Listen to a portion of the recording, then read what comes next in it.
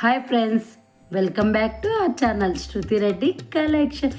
ఇప్పుడు చూపించే ఈ వీడియో వచ్చి రెసిపీ అనమాట. అది కూడా హెల్తీ లడ్డు నువ్వులు అవిసె గింజల లడ్డు అనమాట. ఇప్పుడైతే చేస్తుంది చాలా ఈజీగా అయితే చేసుకోవచ్చు అండి ఈ లడ్డుంటనైతే.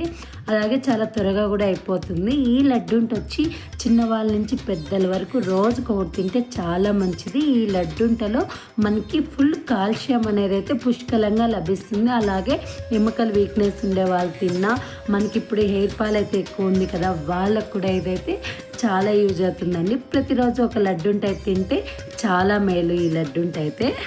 సో ఇంకా రెసిపీలోకి అయితే వెళ్ళిపోదాం. ఇంకా స్టవ్ మీద అయితే ఒక మందపాటి ప్యాన్ అయితే పెట్టుకోవాలి.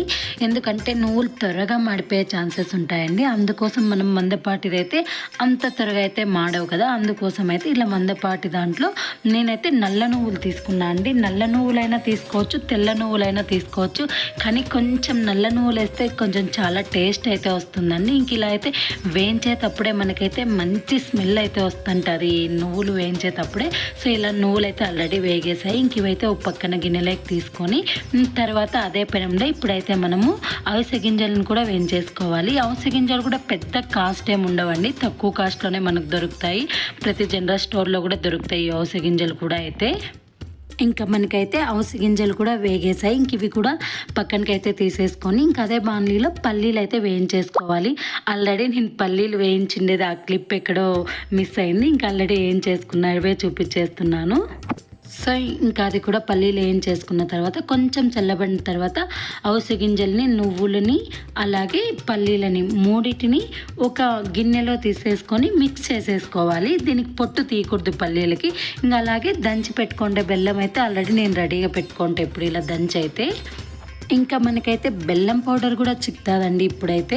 సో ఆ బెల్లం పౌడర్ కూడా యాడ్ చేసుకోవచ్చు. ఇంక ఇప్పుడు ఈ మూడింటిని అయితే మిక్సీ పట్టుకోవాలి. స్టార్టింగ్లోనే బెల్లం వేయకూడదు. ఈ అవిసె గింజలు, ఇవి నువ్వులు, ఇవి ఉంటాయి కదా అండి పల్లీలు, ఆ మూటిని ఫస్ట్ మిక్సీ పట్టుకొని తర్వాత అవి కొంచెం నున్నగా అయిన తర్వాత లాస్ట్లో బెల్లం వేసి మళ్ళీ తర్వాత మిక్సీ పట్టేసుకుంటే మనకి పిండి అయితే ఇలా అయితే వచ్చేస్తుందండి నీట్గా. ఇక్కడ పలుకులు దెబ్బలు అట్లా లేకుండా నున్నగా అయితే వచ్చేస్తుంది. ఇంకా అలా అయితే మొత్తం అంతా మిక్స్ అయితే పట్టేసుకోవాలి ఇదే ప్రాసెస్లోనే.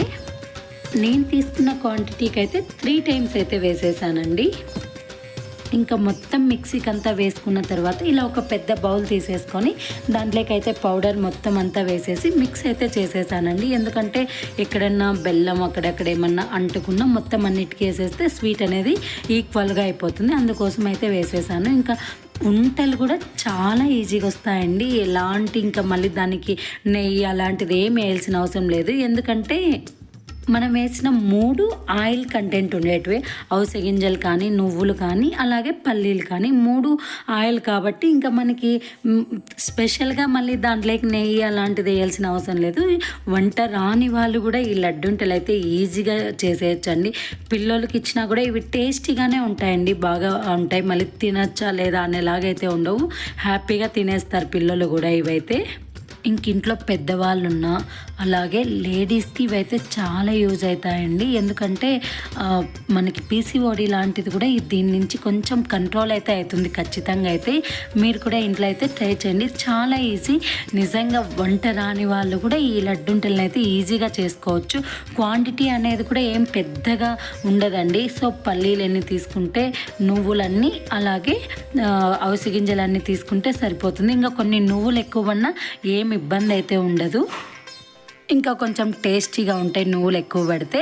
సో ఇదే అండి నా రెసిపీ అయితే. మీకు కనుక నా రెసిపీ కనుక నచ్చినట్లయితే లైక్ చేసి, షేర్ చేసి, బెల్ ఐకాన్ని యాక్టివేషన్ చేసి సబ్స్క్రైబ్ చేయడం మాత్రం మర్చిపోవద్దండి.